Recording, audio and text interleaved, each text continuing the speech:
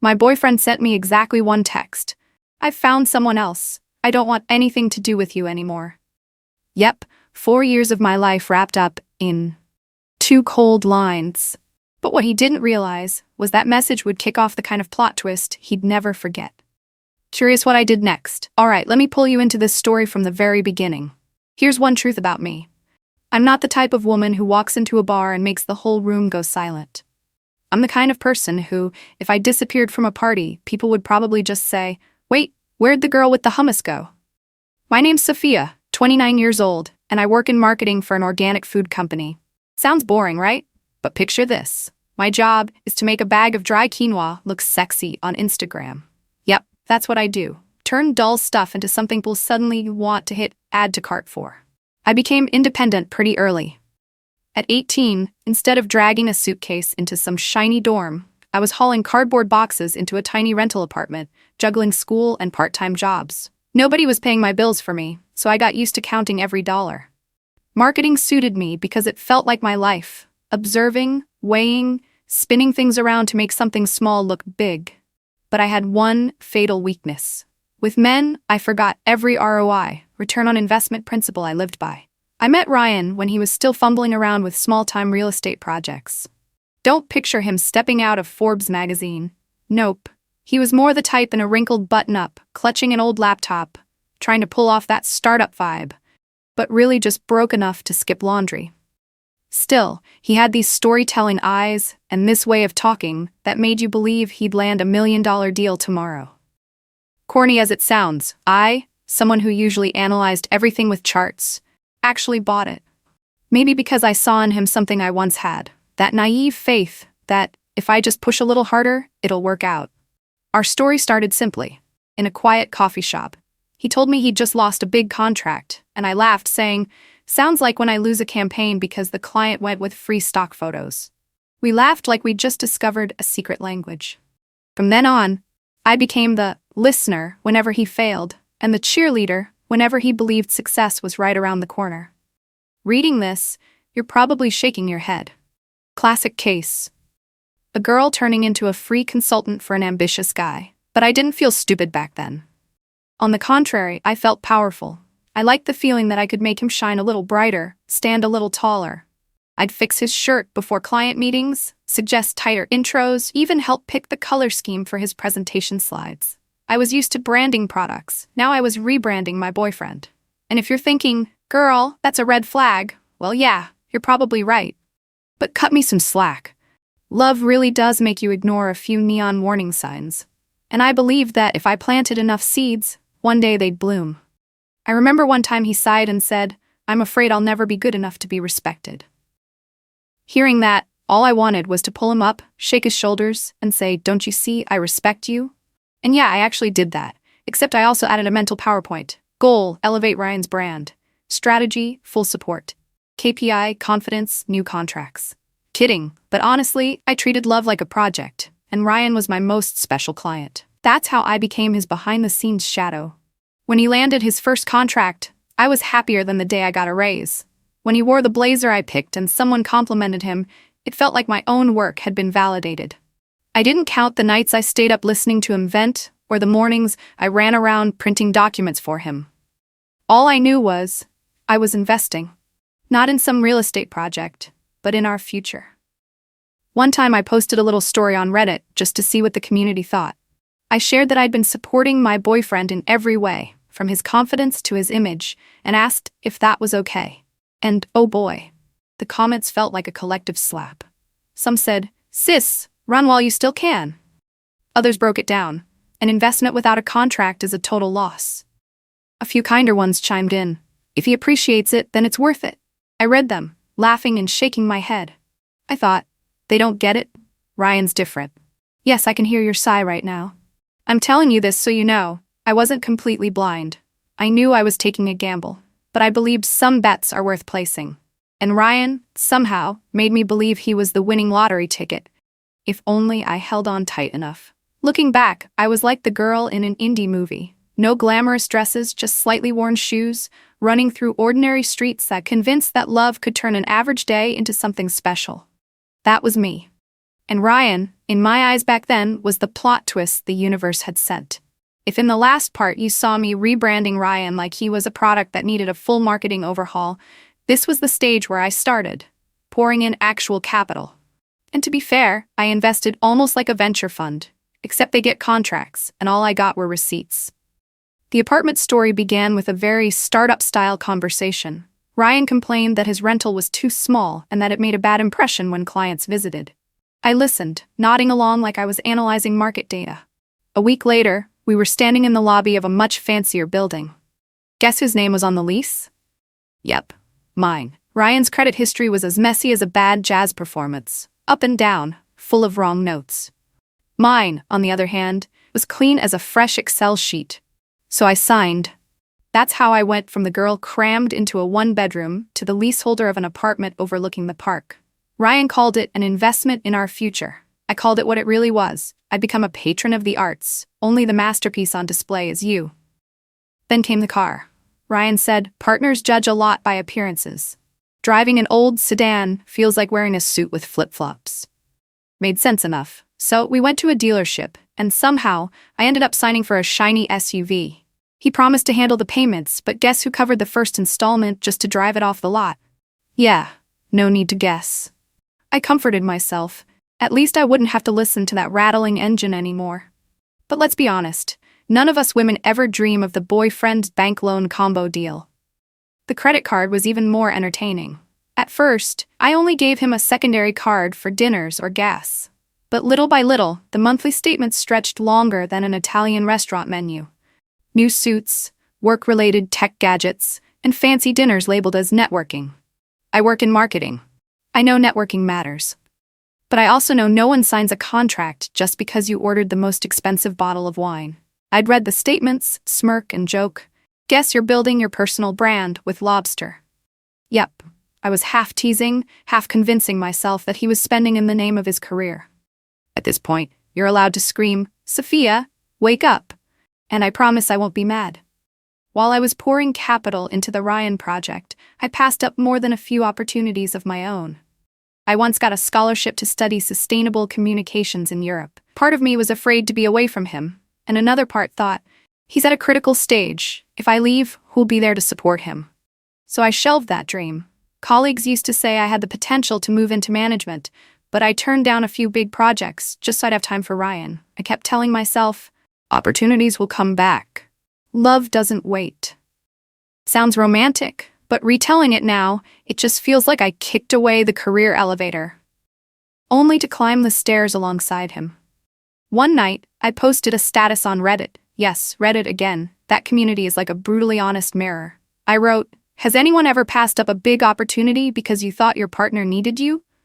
The comments came flooding in. Sis, that's not love. That's an unpaid internship. You think you're the girlfriend, but really you're an angel investor without a contract. And a few sweeter ones. If he appreciates you, your sacrifice will mean something. I read them all, laughing while feeling the sting. Because deep down, I knew they weren't wrong. But some truths only become clear once you step back, and at that time, I was way too far in. I still chose to believe that the love I was funding would one day have a successful IPO. One time, my best friend was sipping her green smoothie, pointed at me and said, Sophia, you're basically living like his personal financial advisor. I shot back, deadpan. Well, at least he actually takes my advice. The whole table cracked up, but deep down, I knew I was turning a joke into my way of life. To paint you a picture, every time he put on a new suit, slid into that SUV, or walked out of our shiny apartment, it felt like seeing one of my campaigns go live on a giant billboard in the middle of the square. But unlike a billboard, my logo was nowhere to be found. I was the kind of agency employee who never got credit, and I still accepted it, cheerfully even, telling myself, this is what mature love looks like, giving without expecting anything back. Sounds straight out of a self-help book, right? Swear to God, I've never even finished one. Honestly, there were moments when clarity slipped through, like when I saw my savings account shrinking, when I got that scholarship email for the second time and still hit decline, or when my coworkers got promoted while I was busy fixing Ryan's slides. But then he'd just look at me with those grateful eyes, or squeeze my hand and whisper, I'll never forget what you've done for me. And I'd melt all over again. Who can cling to logic when the person you love strings the right words together like that? To be fair, I never fully saw myself as a victim. I also felt strong being the rock. But if being strong meant I had to play banker, stylist, lawyer, and #1 fan all at once, maybe I was taking on a few too many roles. Looking back now, I feel like one of those self-sacrificing sitcom moms, always making sure you had the right meal, the right image, the right car. Only difference? I was 29, not 59. And the audience, you was probably screaming at the screen, "Sophia, shut the wallet already." Trust me. Well, actually, don't trust me back then. I wish I'd listened. But when you're in love, you really believe you're the universe's one exception. After 4 years together, I figured I deserved at least one decent night. I booked a table at a rooftop restaurant, strung with lights. The kind you have to reserve 2 months in advance, and pray it doesn't rain. I even bought a delicate silver bracelet. Not blindingly shiny, but just enough to remind him that, hey, we'd weathered enough ups and downs to deserve a proper anniversary. I even rehearsed a little joke in my head. If you don't like it, just pretend I bought it for myself. I've always been generous with me. That's how prepared I was. At 7 p.m., I fixed my hair in the mirror and told myself this time would be different. Not Sophia racing deadlines, not Sophia printing Ryan's documents, just Sophia the girlfriend, in the full romantic sense. Too bad the other half of that equation never showed up. By 8, the chair across from me was still empty, and the waitstaff kept glancing over like I was about to star in a blind date show. By 8:30, my phone buzzed. I picked it up, expecting at least a "traffic's bad," or "sorry, just a little longer." But no. The message was only 3 lines. "I found someone else. I don't want anything to do with you anymore." If you've ever missed a step on the stairs, thinking there was one more, you know exactly how I felt. For a split second, my heart dropped into nothingness. I wanted to slam my phone on the floor, scream, call my best friend and hear her say, "Sophia, dump that guy right now." But another part of me laughed. Yes, laughed.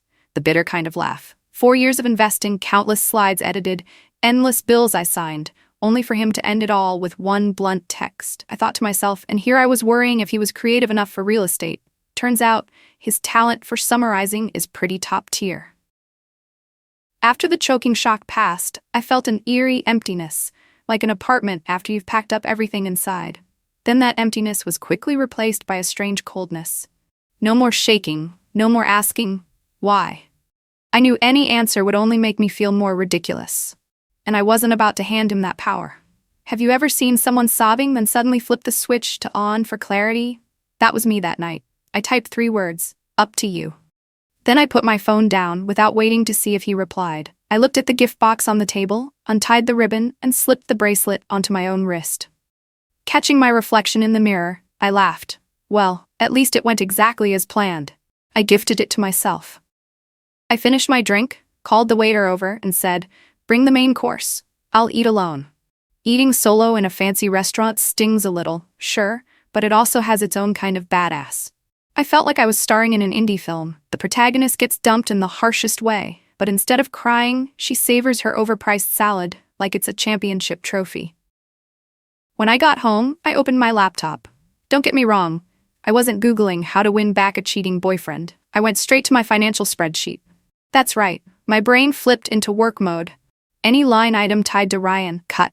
I made a list. Apartment, car, secondary credit card, streaming accounts, even the gym membership he never used. For each one, I jotted down the cancellation deadline. I handled it the same way I prepped a marketing campaign. Organized, checklist ready, no detail overlooked. You might think, "Sophia, how are you so calm?" Trust me, it wasn't calm. It was adrenaline mixed with professional habit.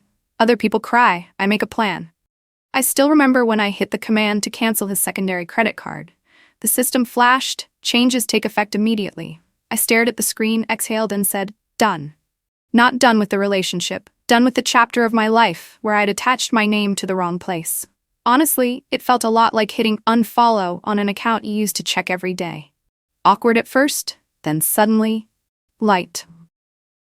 While I was working, my mind kept sketching out ridiculous scenarios, like Ryan at a gas station, swiping the card and getting declined, his face turning beet red.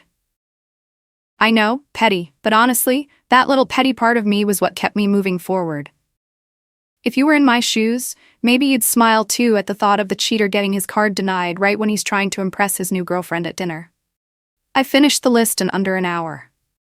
Then I cleared the table, turned off the lights, and slipped into bed with the silver bracelet still gleaming on my wrist. No tears, no replaying his text 100 times. Just an emptiness mixed with a spark of, maybe even freedom. For 4 years, I'd played the role of investor and loyal fan. That night, I decided to bring down the curtain. No fireworks, no explosions. Just one blunt text, and a woman who finally chose to stand with herself. If you've made it this far and thought, if I were Sophia, I would have blown the place up. I get it. Maybe you're right. But I chose a different route, turning the heartbreak into a cleanup project.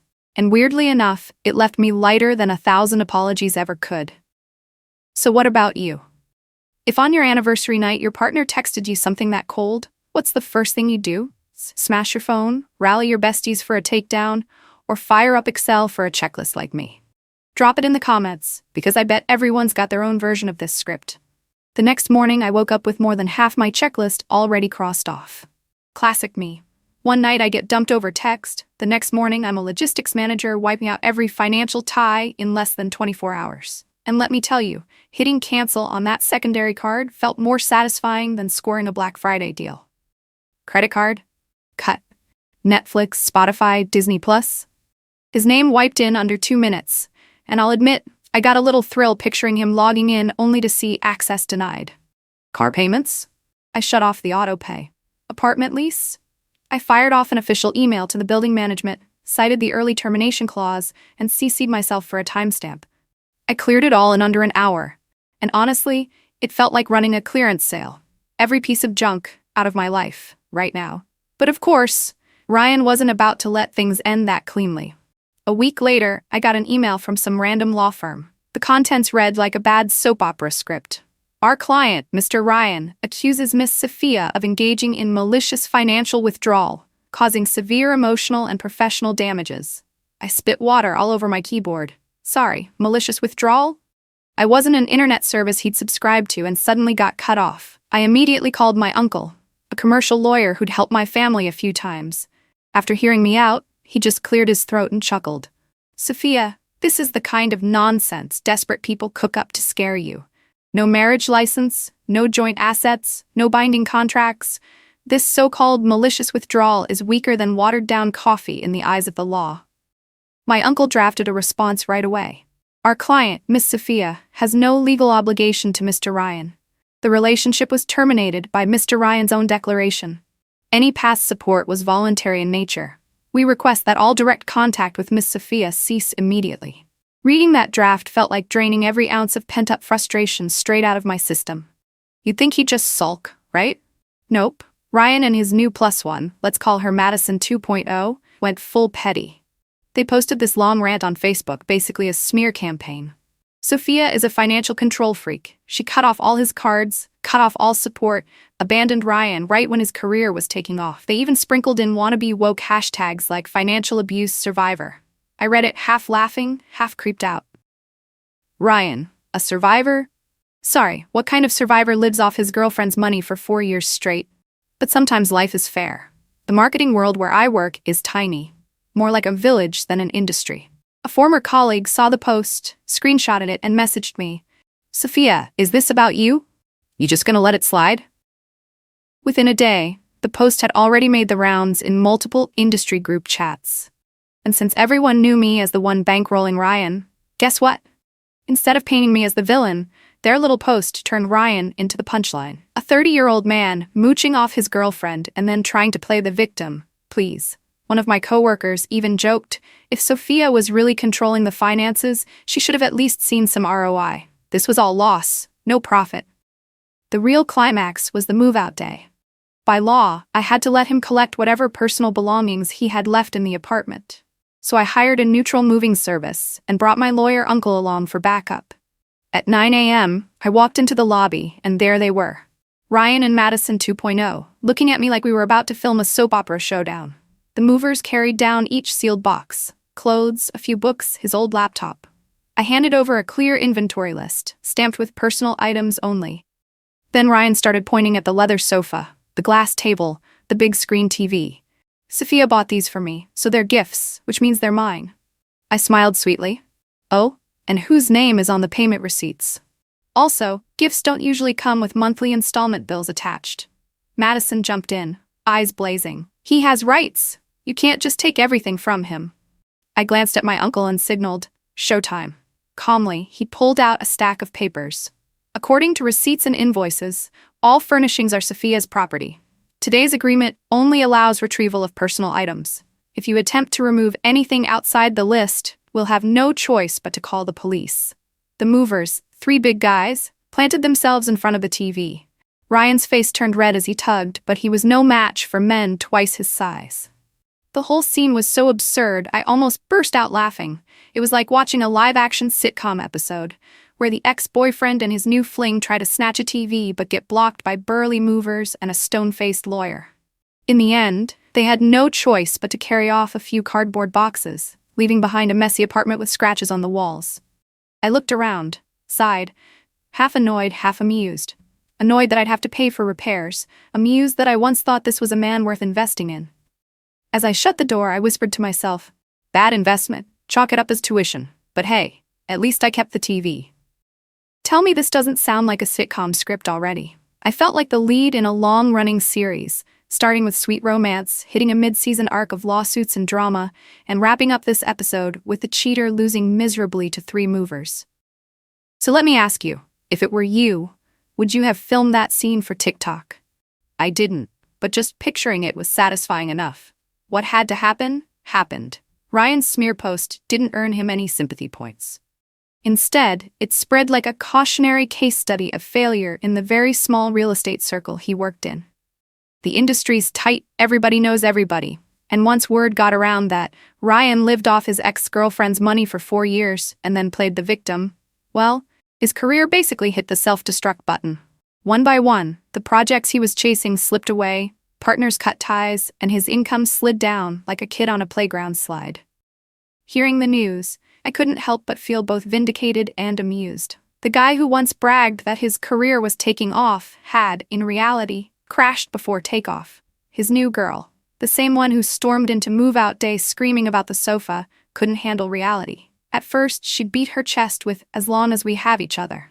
But when the cards started declining and fancy dinners turned into instant noodles, love evaporated faster than an expired coupon. One day, friends sent me screenshots. She'd unfollowed Ryan and scrubbed every trace of him off her socials. Turns out, some relationships only last until the bill arrives. And Ryan, he tumbled straight back to square one. From an apartment with a park view, he moved back into his parents' house, broke, with his reputation in ruins. Even his so-called business partners started keeping their distance. I heard someone even nicknamed him a living case study in dependent cash flow. Honestly, if you packaged his story into a syllabus, I bet some business school would buy the rights. And me? I didn't throw a celebration party or jump up and down in victory. I just sat one afternoon, watching sunlight stream through the window, and told myself, justice isn't a lightning bolt that strikes all at once. It's more like gravity. Eventually, everyone falls under the weight of what they've piled on themselves. Ryan built a tower out of my money, climbed up, and in the end, slid down all on his own. All I did was let go and let gravity finish the job. After all that chaos, I returned to myself. I poured my energy back into marketing, joined a new project, and for the first time felt my efforts were being recognized where they actually belonged. I even gave myself a reward, a trip with my best friends, cruising down highways, blasting music, screaming and laughing like nothing had ever broken me. Believe it or not, for the first time in 4 years, I felt so light that even a simple picnic made me feel alive again. I'm not saying I've stopped believing in love. What I've learned is that love is a lot like a marketing campaign. If you pour your resources into the wrong product, you're just burning money. But unlike work, in love there's no clear ROI report. My takeaway? Invest in yourself first, because at least those returns will never betray you. And now, I want to ask you, the one listening to this story, if one day you got a breakup text as cold as the one I did, what would you do? Cry it out until the pain drains away, or turn it into a classy revenge move, cutting all ties and letting gravity do the rest? Drop your answer in the comments, because the next story I tell might just come from your own experience. That's the end of my story. Thank you so much for supporting us all this time. See you in the next one.